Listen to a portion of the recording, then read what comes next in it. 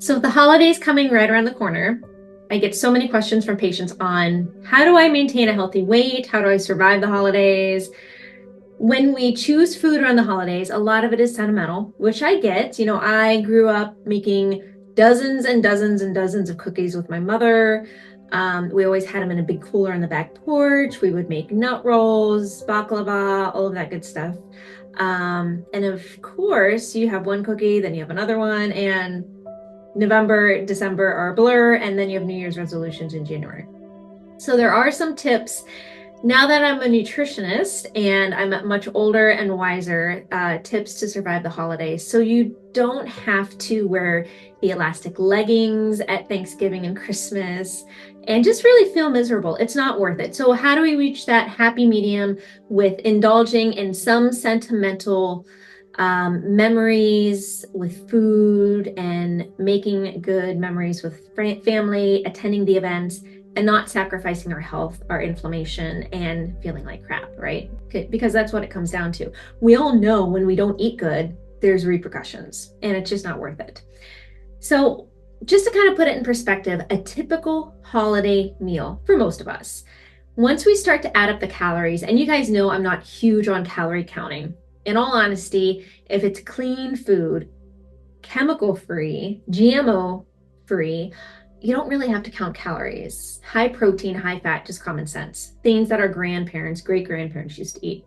But a typical holiday meal, roasted turkey, 6 ounces, which most of us, if I've seen Thanksgiving plates or Christmas plates, it's more than 6 ounces, 450 calories. 1 cup of stuffing, I'd say that's probably about right, 400 calories. A cup of gravy, that seems like a lot to me, but we'll just say it's a cup, 300. A cup of mashed potatoes, 350. A cup of candied sweet potatoes, 400. Half a cup of cranberry, 200. 2 rolls with butter, 300. A cup of peas, which I'd say most of us probably don't have peas at the holidays, but that's 150, so that's actually a good alternative. And 1 slice of pecan pie. Let's be honest here, guys. None of us are having just one dessert, right?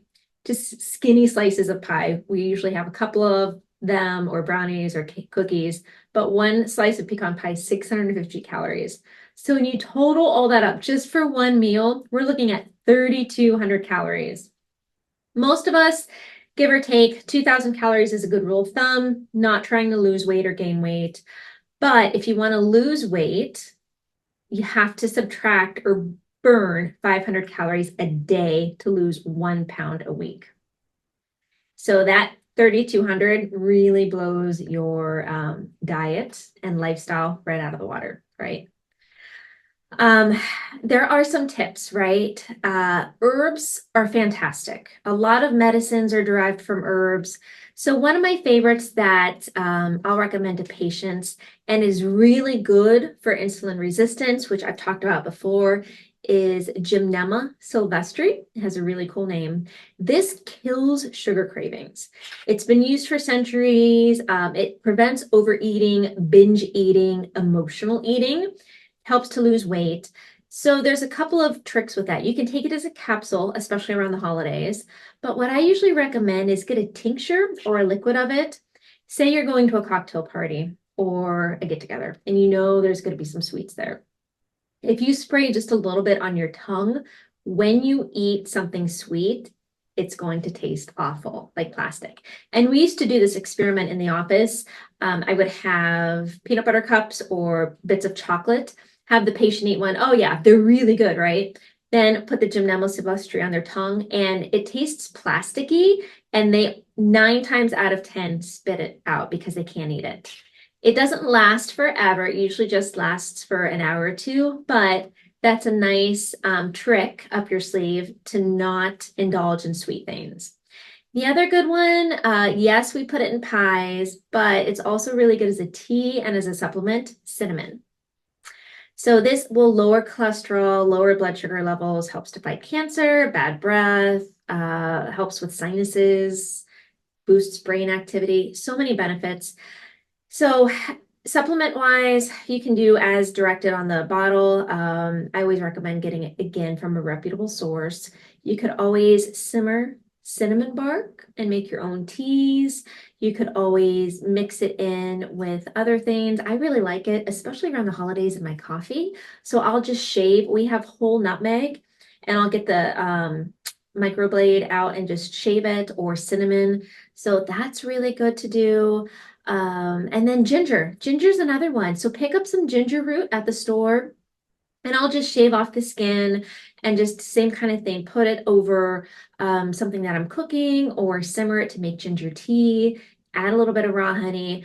Cinnamon is really good for nausea, for motion sickness. So if you're traveling during the holidays, one of my favorite candies is by the Ginger People. They're Gingins. I've used those when I was pregnant, and I get morning sick and car sick a lot when I travel. So that's something to kind of have in your toolkit. It helps with migraines. So if you get stress migraines being around family and friends, or maybe indulging in too much alcohol, ginger might be a good option for you. It does help prevent diabetic neuropathy. So if you have diabetes, ginger is great to start taking. Helps with heartburn, great for inflammation. So you can pair that with turmeric and boswellia, and really have a great heavy hitter for inflammation. So one of the main things to kind of keep in mind is be realistic, right? Do not pick November 24th as the day to start your new diet. It is not going to work.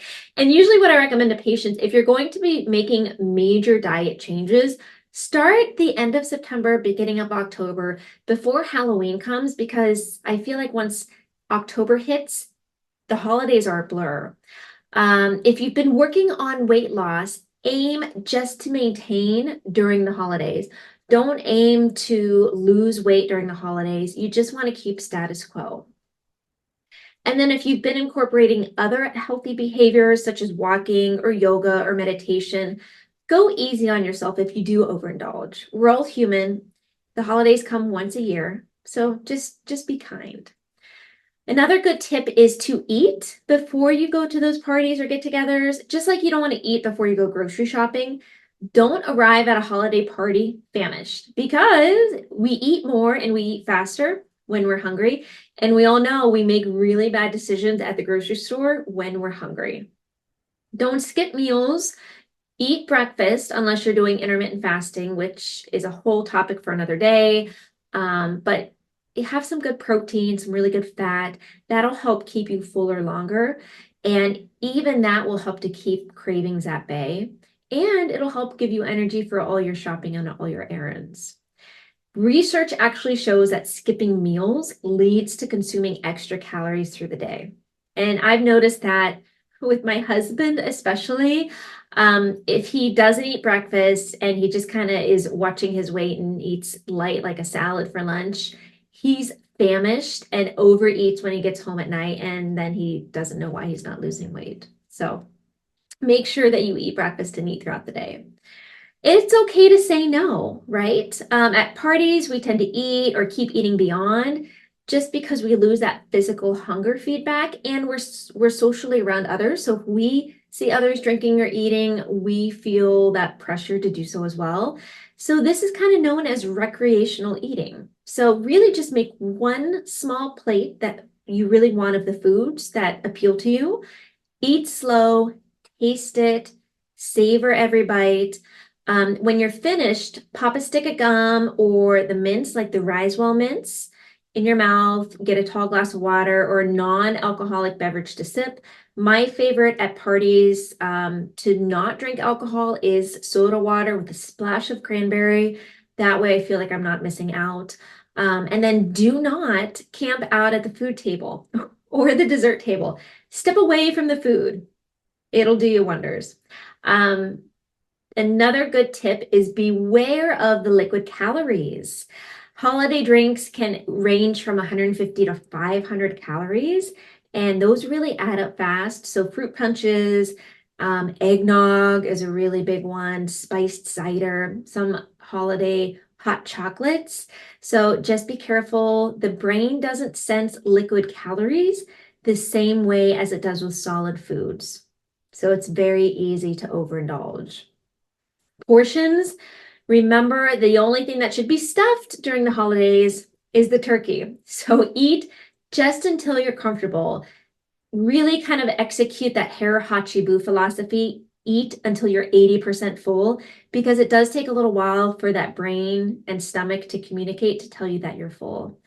Whether at home or at a holiday party, eat a smaller plate. 7 inches is usually ideal. And of course, savor some holiday treats, but in small portions. So, for example, if my husband and I are out to dinner, I don't get a dessert myself. We split one, take a couple bites, and then that's it. And then, of course, balance your plate with fruits and veggies. Don't stress. Stress is really high during the holidays. So if you need to do an adaptogen, up your meditation, your prayer, your exercise, whatever you need to do, grounding, make sure you're taking care of your stress and don't be too hard on yourself. Just get back on track. If you fall off the wagon, get right back on track. One piece of pie won't go straight to your hips. It won't make or break you. It usually, again, takes 3,500 calories a week over your normal intake to gain 1 pound. So again, if it's 2,000, you can see it's easy to gain a couple pounds during the holidays. Keep moving, right? So that's key, whether it's biking, swimming, walking, yoga, that always helps. It helps with stress, it helps with metabolism, helps to burn some extra calories. And if you're out of town and you get together with friends and family, use that as socialization. So get up in the morning, go for walks, catch up with them that way. It's really nice just to kind of get together like that.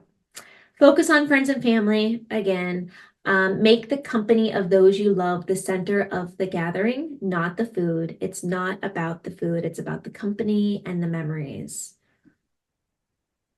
So with regards for refrigeration of these healthy foods, gravy, it refrigerates to harden the fat, and then you want to skim off the fat. So if you've noticed that, you put it in the fridge and there's that big fat layer, skim it off.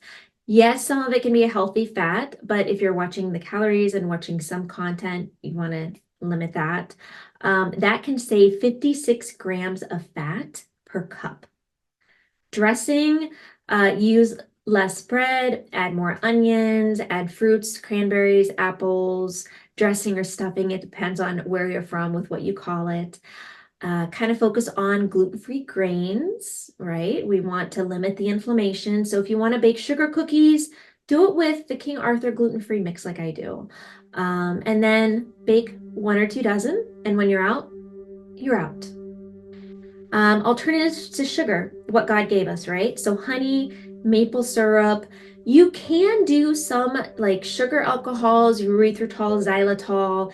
For some people, that tends to create bloating because it's an alcohol and it can kind of ferment in the gut. So just be wary of that. Stevia, I'm not a huge fan of stevia and agave, but at the end of the day, they are healthy options. I know the big one right now is monk fruit, same kind of thing. Everything in moderation. Watch the hidden calories. So like green bean casserole, yes, there's green beans in it, but there's a lot of other stuff that's not so healthy. Focus on protein and fat. You can do, so one of my tricks, you can do like a holiday nog with bananas, just kind of like how you do ice cream with bananas. So you take 4 bananas, you take 1.5 cups of milk, 1.5 cups of yogurt, a 1/4 teaspoon of rum extract, or you can add rum itself, nutmeg, or I'll use pumpkin pie spice. Blend it, puree, smooth, top with nutmeg. Easy. And then that way you don't feel like you're missing out. And then desserts, right? If you can make the pumpkin pie crustless, that's always a good option. You can substitute egg whites for eggs, replace heavy cream with milk or evaporated skim milk, and then really focus on fresh fruit as your sweets and then fill up on any desserts. Other than that, just kind of enjoy the time with friends and family. Again, make it about the company, not the food, but eat 80% healthy, indulge 20%, and you'll be fine during the holidays.